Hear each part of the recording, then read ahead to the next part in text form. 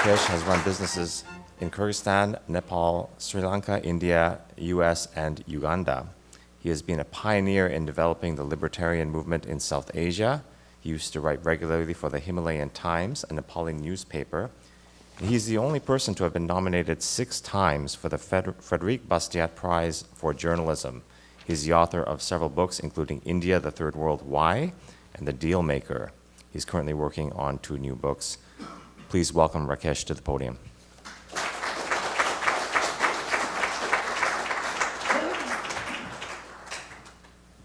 Thank you, Albert, and thank you, Raymond.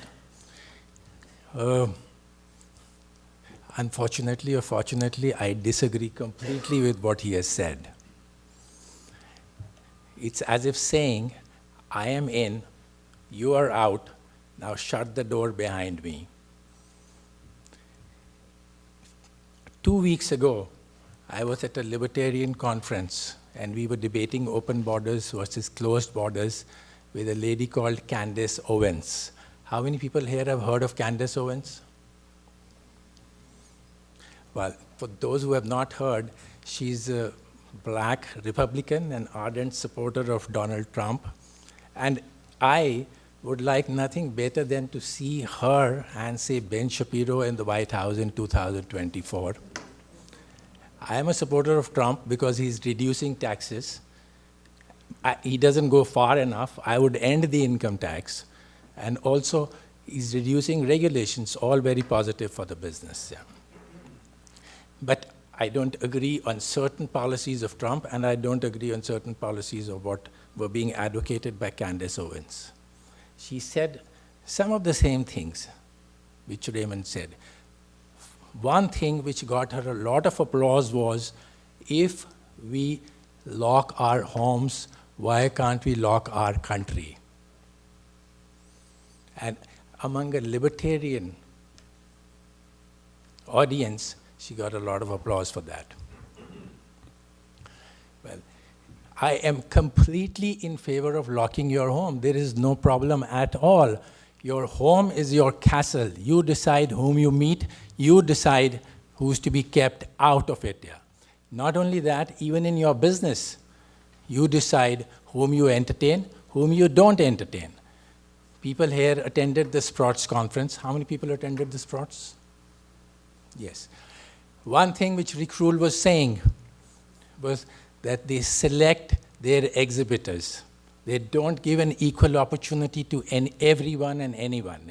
They select on basis of integrity, honesty, and whatever other criteria that he may have. As Doug Casey would say, it's all about exclusivity, not inclusivity. Not being inclusive, it's all for being exclusive. Even a gay person is not served by the best cake maker in town. That's his right if it's against his religious beliefs. I particularly find that practice abhorrent. I will not go to that cake maker, but I'll protect his right to not serve anybody, because if you make someone serve to someone he doesn't believe in, that's slavery. And I have gay people as my friends. I would not go to him again, but that doesn't prevent me from saying that he has a right to discriminate. I would abolish all anti-discrimination laws. But when it comes to a country, what is virtue as far as a private person is concerned, when it comes to a country, it would be the biggest folly on earth. How can Raymond or anybody else, or even Donald Trump, decide what 330 million Americans want? It's not about the right of the immigrants. It's about the right of the Americans whom they want to associate with. If I come here and stay at the Fairmont Hotel, they want my business. If I attend the Sprots conference, that's between me and Rick Rule. If I attend this conference, it's between Jayant and me. The government doesn't come into the picture. It is all about voluntary interaction. Have you heard of a word called dharma? Has anybody heard of what is dharma? Well, dharma is a word in India, in Buddhism, which means your creed, your philosophy, your truth, what you believe in. And as a libertarian, I can only believe in voluntary interaction of people. Now, as far as foreigners and a bias against foreigners is concerned, I understand it. I studied it. There is an evolutionary basis for it. Yeah.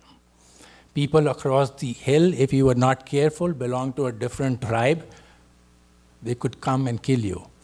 And you had to be very careful of that. Crime. That's one reason why I don't like foreigners that much. Yeah. Maybe they can kill us.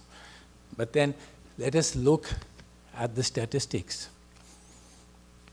That means, and the homicide rate is pretty good surrogate to the crime rate. The Indian crime rate, the homicide rate in India is half that of the US. China is half that of India. So that means the biggest two countries which are there from where people emigrate, no problem as far as the crime is concerned. Yes, Mexicans have a higher crime rate. But again, if you compare it with Chicago, Chicago has twice the crime rate. So do we start limiting people from Chicago coming to Los Angeles? By applying the logic of crime, how can you stop, have a bigger crime? You're trying to construct a wall. That's another matter. Now, are you even going to succeed in keeping the immigrants out? No. There was a talk by a person called Penn Jillette. Have you heard of the Jillette and Taylor show in Las Vegas? Now, Jillette is a person after my own heart. He's a libertarian. He said he will not use the government to do anything, to commit any violence, which he would not be prepared to do himself. Yes, you use the government where you would use violence, which means against kidnapping, against rape, against homicide, against harm to your property perhaps, but that's about all. Now, what's going to happen? Remember also that the immigrants people who came to America legally were responsible for 9/11. Government is particularly ineffective in what it does. The wall is not going to be enough because he has showed in his YouTube video, go to his YouTube video of Penn Jillette, he created a wall himself and he had 3 groups of Mexicans saying, let's see how soon you can breach this wall. It took minutes, not more than 10 minutes. He had a team go under the wall, he had a team go through the wall, and he had a team go over the wall. Within 10 minutes, all those three teams had breached the wall. What's going to happen with the wall? The government will fail, but then it will not end the program. They will want a bigger budget for it. They will want searchlights, they will want barbed wires, they will want armed guards, which they are already having. And is that the kind of America you would want? Now, again, even now, in the guise of keeping the immigrants out, another thing which Candace Owen raised was, are we going to get rid of the jobs? 50% of the jobs at the security of the American-Mexican border are by Hispanics. Now, those Hispanics will lose their jobs. That took me back to Nepal. In Nepal, during festival times, children on the street stand with ropes and cars can't pass, vehicles can't pass. They stop, they give $1 or $2 to the kids, and then they allow the cars to pass. All the border control people are doing is obstructing voluntary interaction. And she's trying to protect those jobs. But she's very smart. She's trying to get the Hispanic vote. That's all that she was trying to do over there. Now, if you're going to do that, if you're going to be a force for obstruction, I'm not going to be with you at all. The second reason why people are afraid of foreigners is a natural amount of disgust. They may bring disease, they might kill you. In any case, in the humans also there are microbes, and our immune system will reject foreigners. And I'm not saying that we are microbes, but at the same time, the same evolutionary pressures which were on the microbes were on us as well. And that is another reason why you want to keep the foreigners out. But again, the government does a particularly bad job of doing that. In 1917, the mayor of El Paso decided that it's not a good idea to let foreigners, Mexicans come in. They were too unclean and poverty-ridden. By the way, this feeling against the foreigners has been there for ages. Earlier, in 1840 and 1850, it was against the Irish and the Germans. They were considered unclean, bringing poverty and disease into America. There was a political party formed for this purpose. Then there were the Italians who were bringing the mafia. In 1917, he decided that all of them are going to get gasoline and kerosene baths to keep them out there. And okay, fine, that happened. And they were trying to prevent a disease called typhus, and they started fumigating the clothes with a chemical called Zyklon B. And at one time, this happened in the prisons. They were carrying out this activity, and 27 of Hispanic prisoners blew up in flames because somebody lit a cigarette and threw it at the kerosene. But again, fine, I'm not on that. But the unintended consequence was that this system of fumigating, gassing, was picked up by a doctor who took it to Germany, and the Nazis used it against the Jews. That was the unintended consequence. In 1918, the entire South was devastated by an epidemic. It had nothing to do with the Spanish. It had nothing to do with the typhus. It was Spanish flu brought by American soldiers from Kansas. So I am very chary of even giving the right, because you never know where it ends up in. The third reason why people are against immigration is unfair exchange. In fact, some of the libertarians say that is about 90% of the argument against people who come from abroad. That they're taking welfare benefits, that they're taking free education. I won't go into details because there are various studies saying, well, they contribute more, but let's not even go into those details. I would say one thing, just absolutely, totally ban welfare for immigrants. If you're principled, you will ban all welfare for local people as well. That's the only consistent stand with which a libertarian can take. Don't go to the root of the problem. Milton Friedman said that welfare and immigration are incompatible. So get the welfare out, no welfare benefits, no voting rights for immigrants so that they don't take over. Though I think the damage is already done. As Doug Casey will say, the barbarians are already within the gates when you have people like AOC, Alexandria Ocasio-Cortez, and Bernie Sanders inside. What, are you afraid of poor immigrants? Half the people in America are already voting for them. So America has already lost that battle. Those are the real people from where the danger stems, not from some immigrants who are coming here to do certain essential things.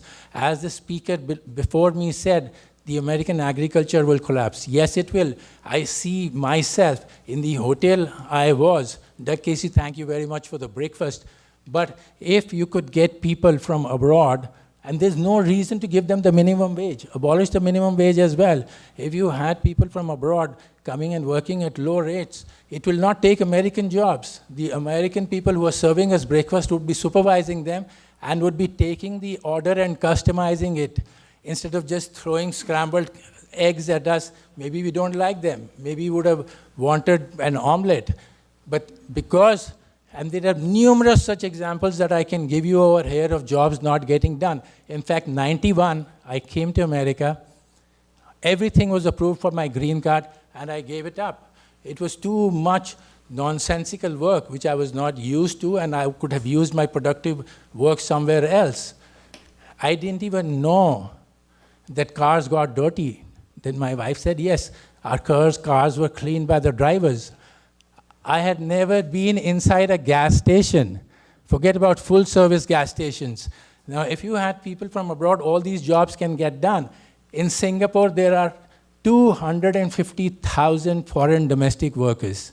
Now, people value their privacy over here. You may not want foreign domestic workers, but there are some people who will want. In fact, some people came to me after the conference and said, yes, if I could get people at $2 an hour, I would keep them for my elderly mother, which is what is happening in Singapore.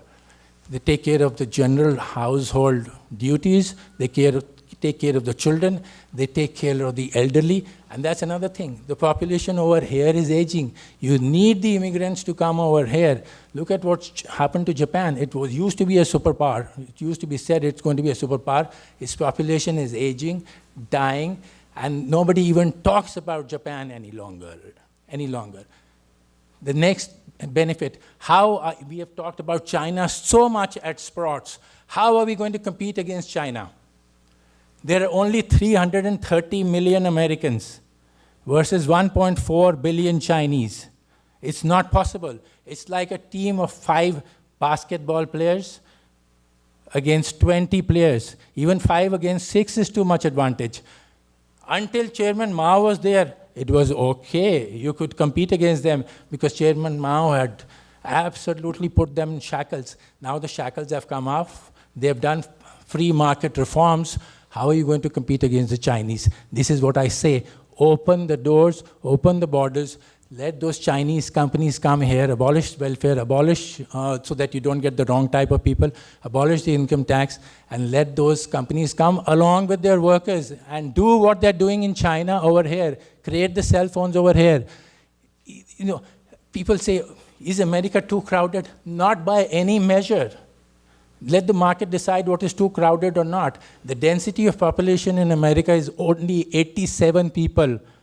I won't even talk about Canada because that's 0 almost. 87 per 1,000, 87 per square mile, 87. If you get all the people from the world coming to the US, the density would go up to 2,000 people per square mile. A disaster. Unless you considered Monaco. That has 67,000 people per square mile. It's a small place, but a perfect example. It's also twice as rich as America in purchasing power parity terms, and in nominal terms, 4 times as rich, and in terms of wealth, 10 times as rich. Has it affected their quality of life?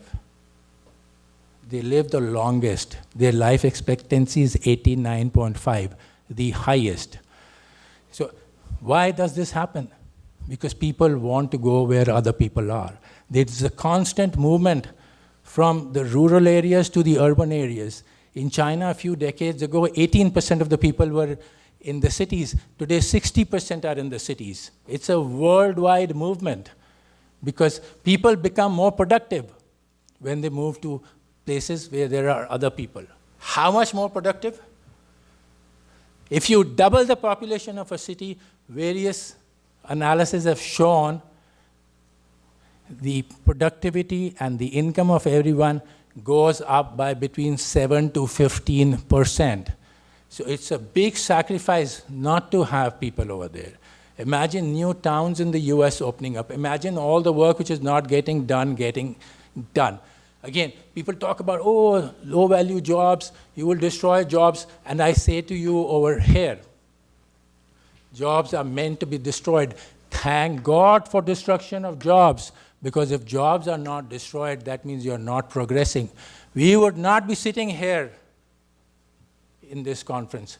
We would not have been doing the Sprout conference. And certainly 2,500 people would not be there at the Libertarian conference in Las Vegas were jobs not getting destroyed. We would all be toiling in the fields in agriculture. Productivity means innovation. Productivity means trade. Productivity means immigration to people where they can go and maximize the comparative advantage they have. And that's the only thing which is going to result in progress. So to save jobs is the worst thing you can do. And where I come from in India, at one time, the entire India banking system shuddered to a halt against the use of computers. They said it will destroy jobs. Today, if you try to take the computers away from them, they will go on strike. So jobs are meant to be lost. Innovation, trade, and immigrants will destroy jobs so that we can do more productive jobs. Otherwise, everything would have been destroyed. Now go the other way. Start halving the population until you come to 1 person. I don't know about you, but if you were stranded on the island, I can't even repair a fuse myself. I will not be able to survive. I can't hunt and gather. Those days are gone now. each person is doing such specialized work that you try to tell him to do everything.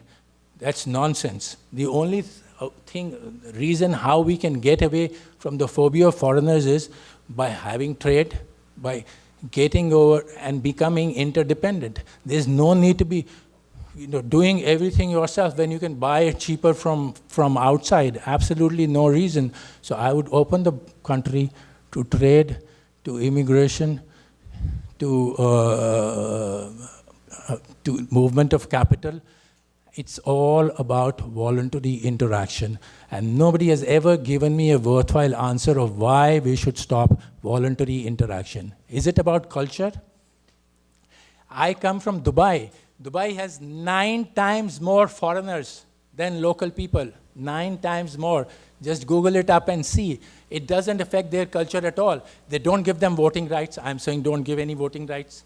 They don't give any welfare. I'm saying don't give any welfare. Law and order. There are people in the airlines, Emirates, sometimes they make the announcements, people from 28 countries. That's how we become the best in the world. Emirates airline is arguably the best airline in the world today. It has crew from 28 because you get the best people from all over the world. And that's exactly America's strength. So this business of keeping the America white only is just going to be destructive to America. And if Raymond, you really mean that, then you should be the first person to leave America. I don't see you being white, unless being white is an idea and a metaphor.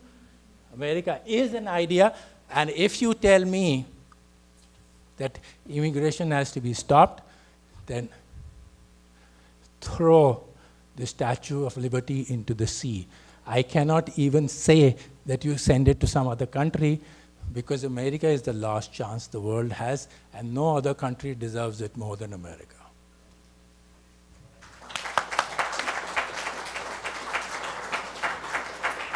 Thank you very much. Excellent. Just for 5 minutes, I'd like to invite Frank Raymond to give additional comments. Then I'd like to open it up to the audience so you can ask questions of these two gentlemen. We're going to start, I think, with a microphone at the back of the room and work forward. So if you have comments, raise your hand after Mr. Raymond has finished speaking. Frank Raymond, please. Yes, please. 5 minutes is hardly enough for me to rebut all of that. I will say that all the talk of ideals is a system of fraud in order to grab tangible things and there are people greedy to grab them. But talking about one fraud, did I hear mention of the Statue of Liberty? Yes. Ah, yes. I think you said the Statue of Liberty was an ideal of Americans. Funny, but it's not even an icon of America. It was designed in France and made in France and shipped over in parcels and pieces to New York. The Statue of Liberty has nothing to do with immigration. It was a gift from France to celebrate the 150th anniversary of the founding of the US, of the date of the signing of the Declaration. That's what you see on the right hand of the statue, at the date of the signing of the thing. Liberty meant the liberty of nation states that wish to be free, not liberty to invade any country you like. Now, how did the Statue of Liberty become suddenly an icon of immigration when it was really France and the US collaborated in the War of Independence? The French thought, oh, we're against the British, the enemy of my enemy is my friend. Let's help the United States and give John Ball a hard time. And so, 150 years later, they celebrated that collaboration. France sent this as a present. It's a French icon, not American. And they said, we are celebrating liberty of nation states to free themselves on the principle of self-determination. However, when they were raising money for the statue, various groups raised money. One group which raised very little money was headed by one, Emma Lazarus, who wasn't even a white, she was a Jew. And her poem got put on there, "Give me the wretched refuse of your teeming shores." Now, if that's not a subversive statement, only an enemy will say, let me have some wretched refuse. Now, there are many people who say diversity is our strength and immigration makes us all stronger.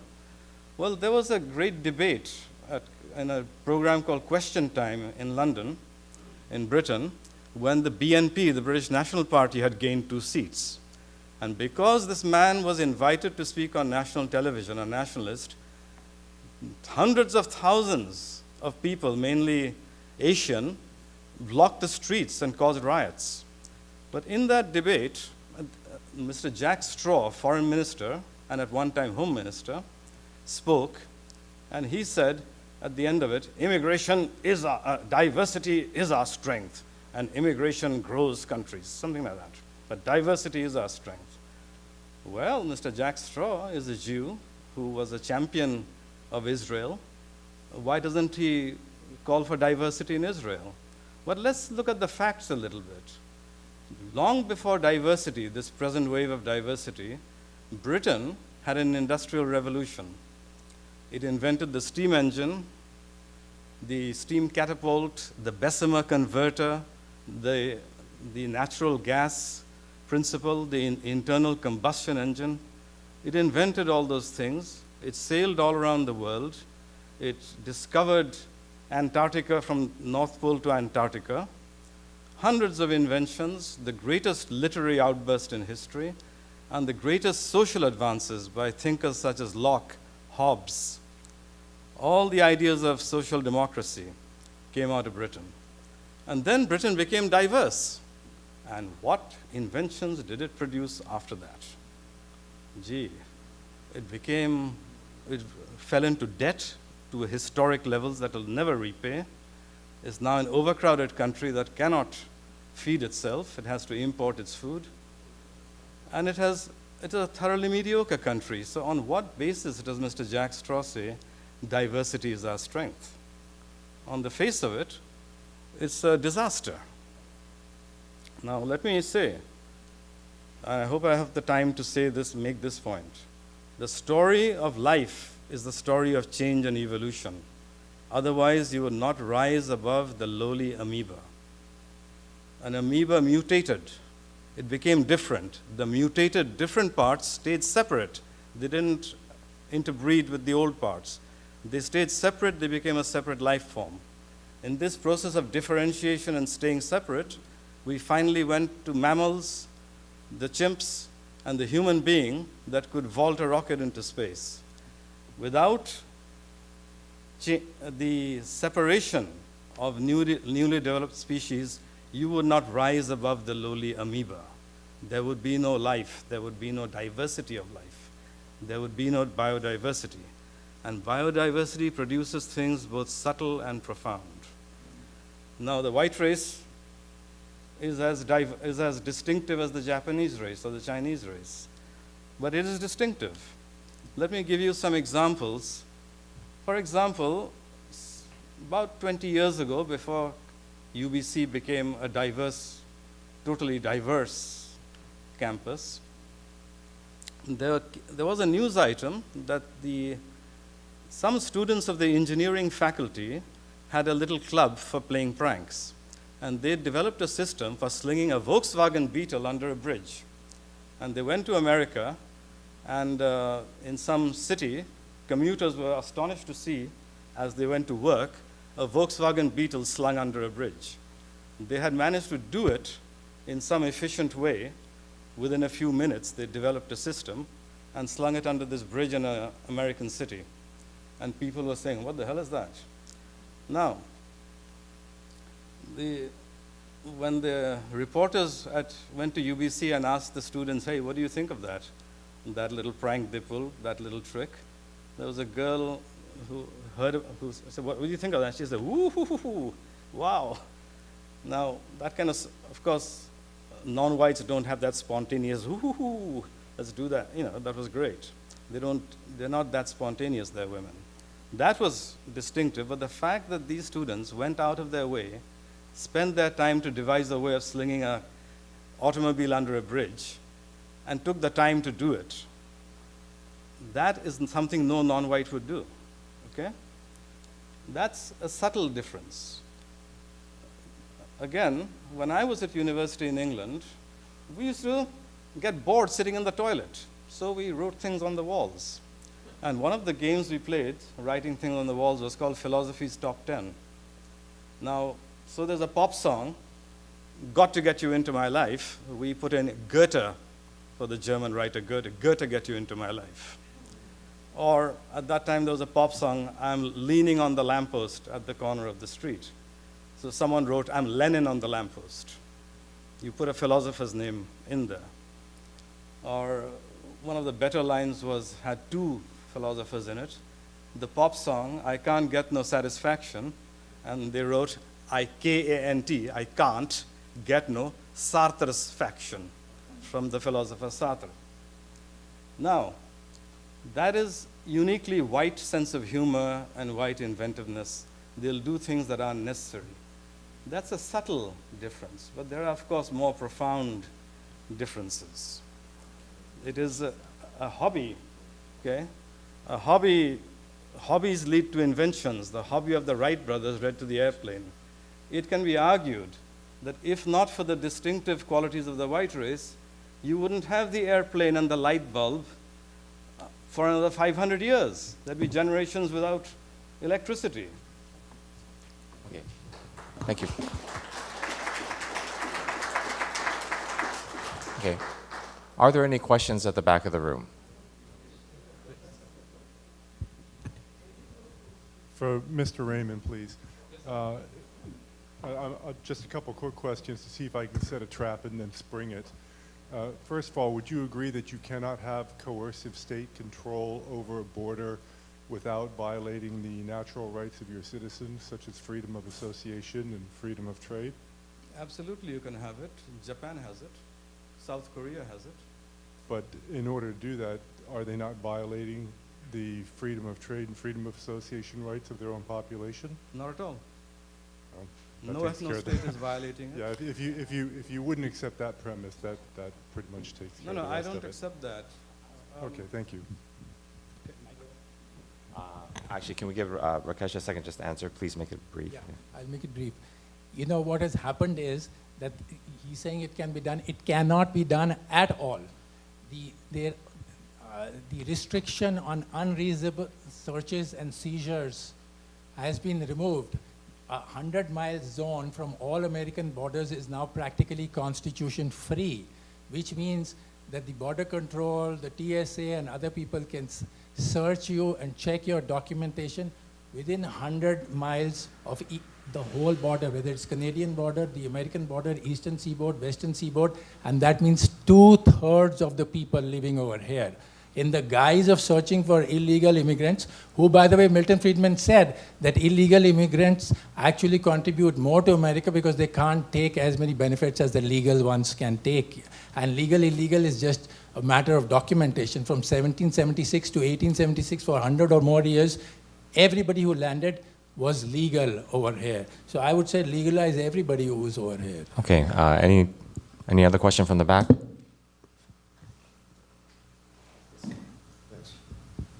Rakesh, you've raised the example of Dubai in favor, or at least in support of open borders.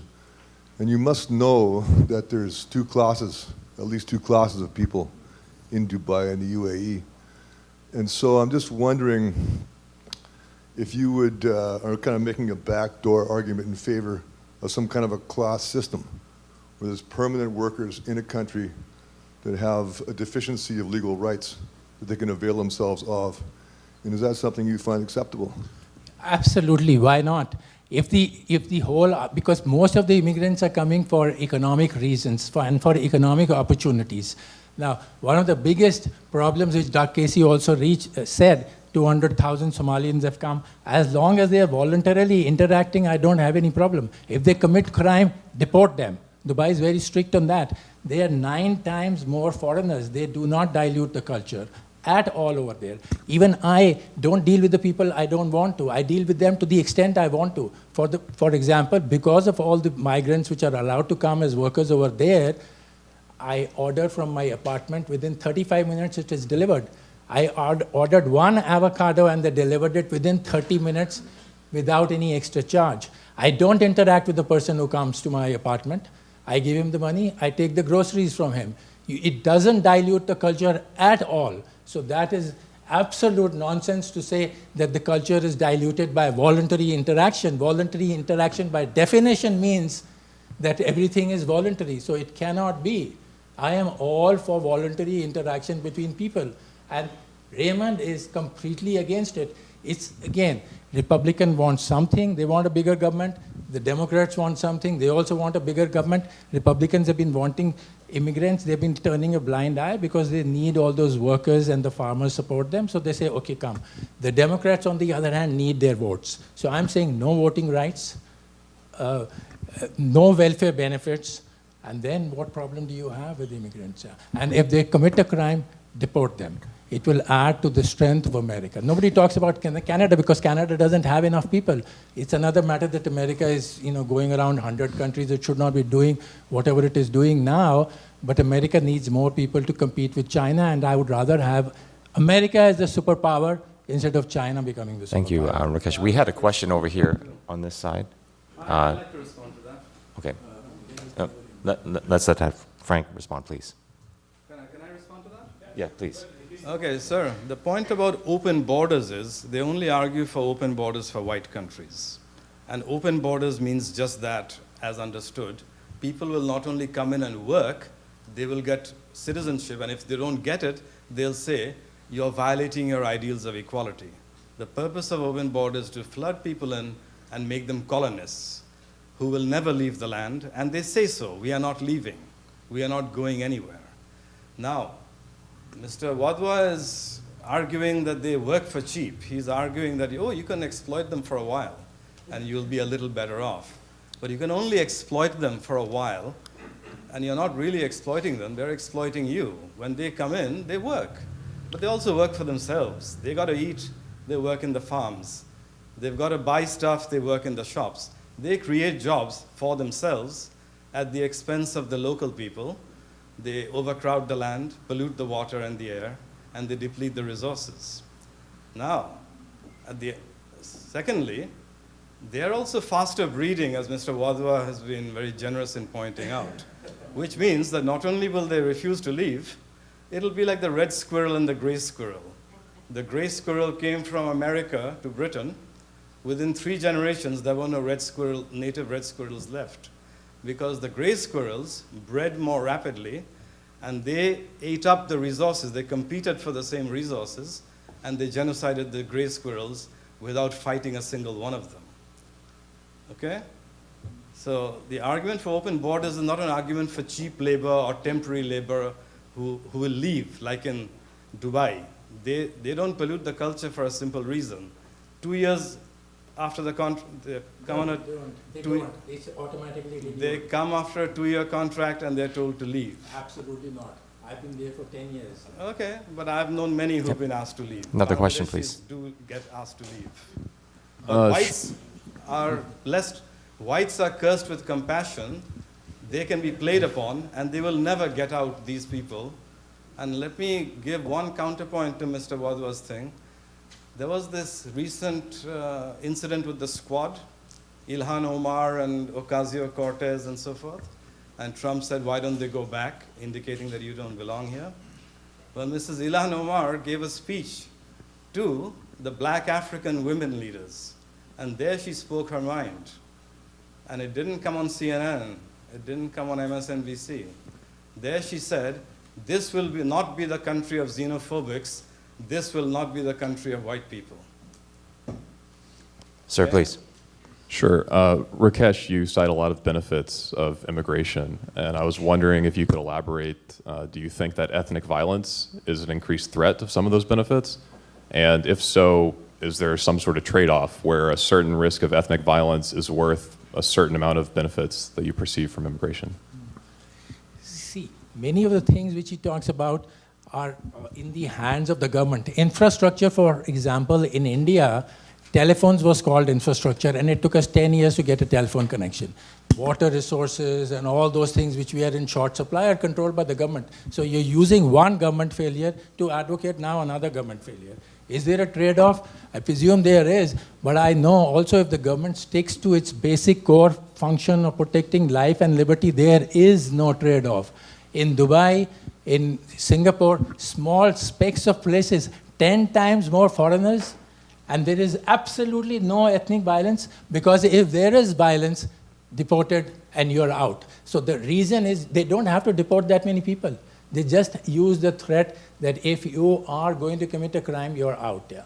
Whether you agree with it or not, I may not agree with it, but even if you're caught driving drunk on the roads and endangering others, you're put on the next flight back home. Yeah. So I'm saying the problem lies in the laws over here. No voting rights, no welfare, no crime, get strict on crime, and you don't have a problem. Then you only have the benefits of immigration.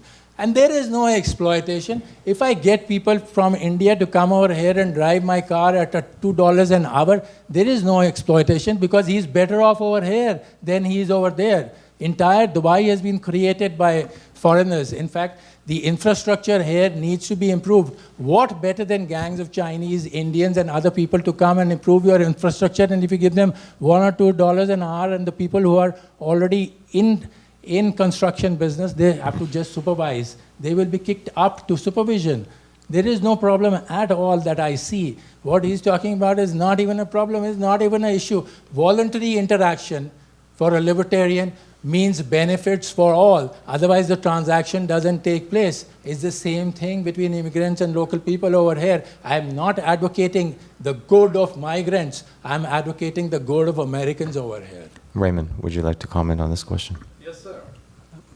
This is the Rakesh. Trojan horse that we see. Speak to the microphone, please. I can't disprove a conspiracy theory. This is the Trojan horse. You see, this is saying, let us in, we're going to be really quiet, we're going to work for 1/4 the wages, we're going to benefit you, and you'll kick us out when you like, we'll just go, and we won't demand to be made citizens. Of course, you know very well that they're demanding that every single day. You should have listened to the speech of the squad, these 4 women who responded to Trump. And the first thing they said was, this country was founded on the principle of equality for all. And it has a long way to achieve those ideals. They write them down, but they don't treat us equally. They're demanding the vote. They're demanding places in the universities. They're demanding equal pay. Because once they're in, then they'll make the demands. The Trojan horse is, we're not going to demand anything. We're just quiet little people. We're going to be very obedient little slaves and work, sweep the floors while you become the doctors. That's not the way it works. This is the Trojan horse tactic. And it is not and they correctly quote some of the ideals of the United States and Canada, equality for all. And in fact, Ocasio-Cortez gave the example of a father who was an immigrant. Apparently, she said, in her response to Trump, that my father, when I was a child, took me on a road trip from New York. We stopped at Washington, and we looked at all the monuments, the reflecting pool, the House of Congress, and he dipped my toes in the water of the reflecting pool, and he said, all this is yours and mine. All this is ours. And then she says, but today a president has brought that very ideal into doubt. Here's a person openly saying, all this is ours. Do you really think that this is not what they want? Question over here, sir. Right. Is the issue really about economics, or is it about offspring and the fact that people from culturally different countries, India being a great example, Muslims, another great example, don't want their daughters to have the same rights as their sons, and the whole gender thing, my son can go out and screw who he wants, but the daughter, they've got to cover her face up, keep her at home. I think that might really be the issue we're all dealing with, not economics.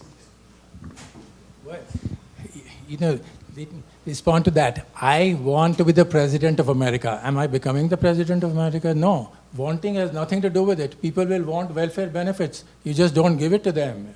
What has wanting got to do with anything? Yeah? Don't you think the workers who are coming to Singapore or Dubai wants this right or that right? No. And they have adjusted to that beautifully. No problem, no issues at all. You come over there, you work over there, it's good for you, it's good for the country which has sent you because they sent money abroad, and that money, the dollars which they send abroad, will again be used to buy goods from America because that's what the use of the American dollars is, or it will come back as investment over here. So again, it's a complete difference of opinion. He believes in controls. He believes in some sort of a government stopping voluntary interaction between people. And he's saying, oh, this is a Trojan horse. There's no conspiracy theory. I'm saying just be logical about the whole thing and let people voluntarily interact with each other if they want to. Well, but if you say it's a conspiracy theory to get people in, I'm not conspiring with anybody over here. I gave up my own green card. So where's the conspiracy theory coming over here and Trojan horse and this and that? I'm just saying that if you need to be a superpower, you need substantially more than 330 million people over here.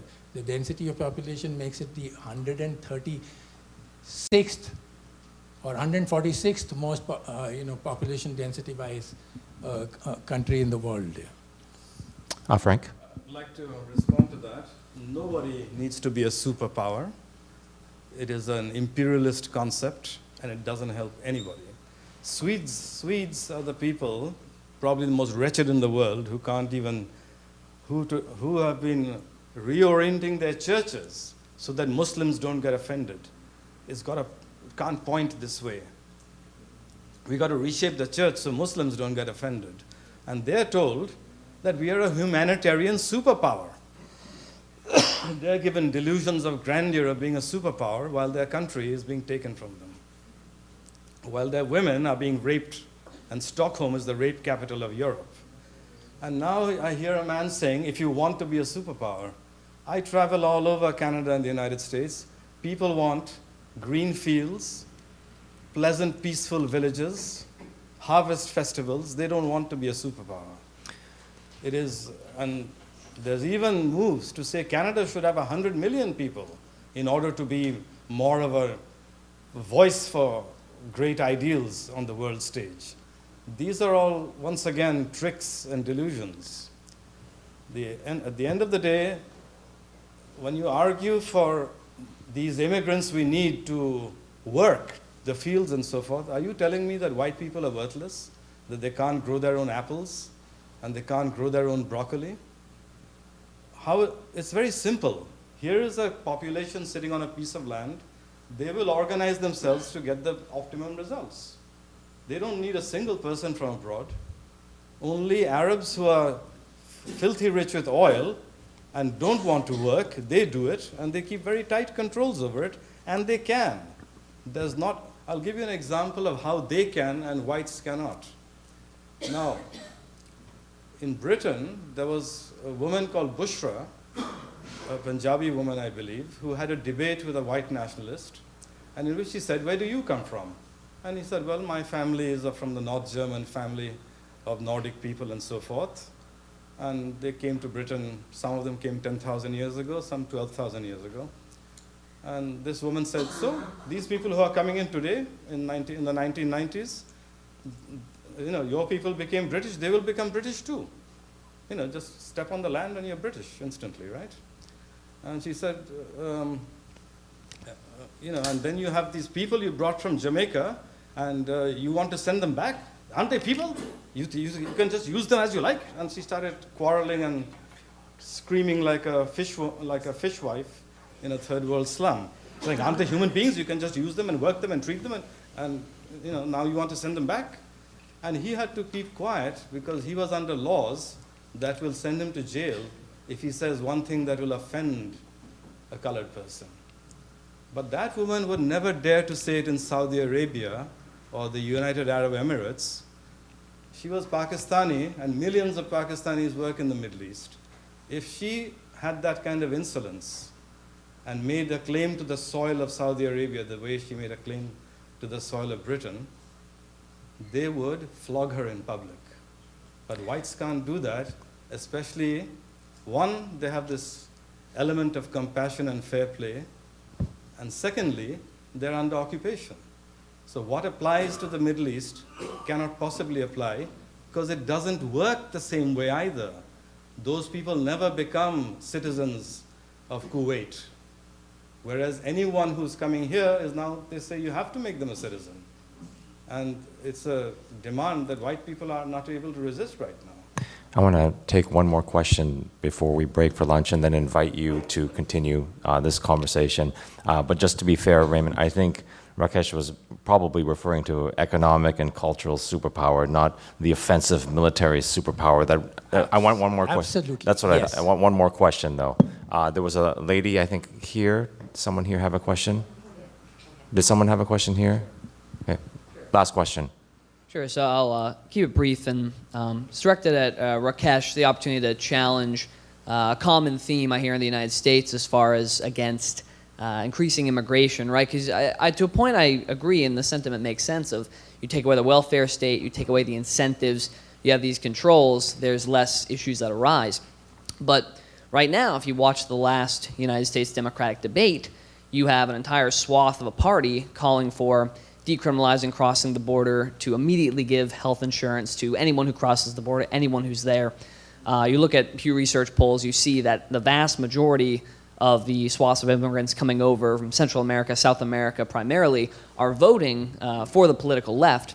So while I'd love to say we can eliminate the welfare state tomorrow, I mean, how would you reconcile when the people who are coming in seem to be voting over the top for government controls taking away voluntary action and for coercion?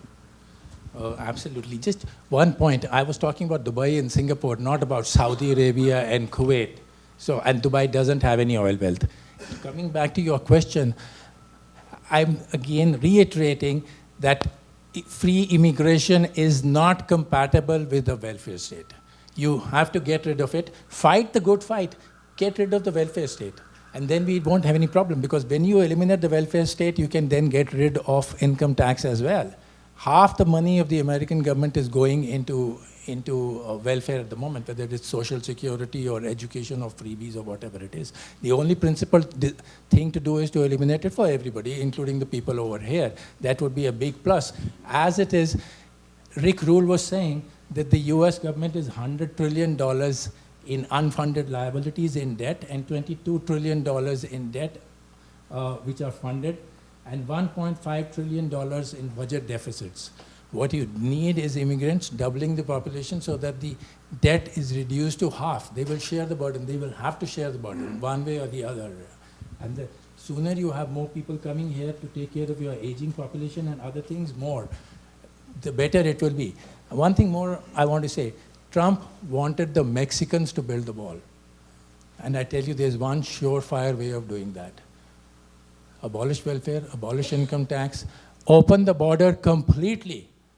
If all the Mexicans come over here, they won't, but if they were to come over here, then Donald Trump can say that I didn't give you the wall, but I gave you Mexico as the 51st state of the United States.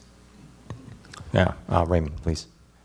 Same thing you can do with Venezuela. It has great amount of oil wealth and other things. You tell the Venezuelans, anybody who can cross the border gets American citizenship immediately, no welfare benefits, no nothing, no voting rights. They will overwhelm the border. And then again, Venezuela will belong to the USA.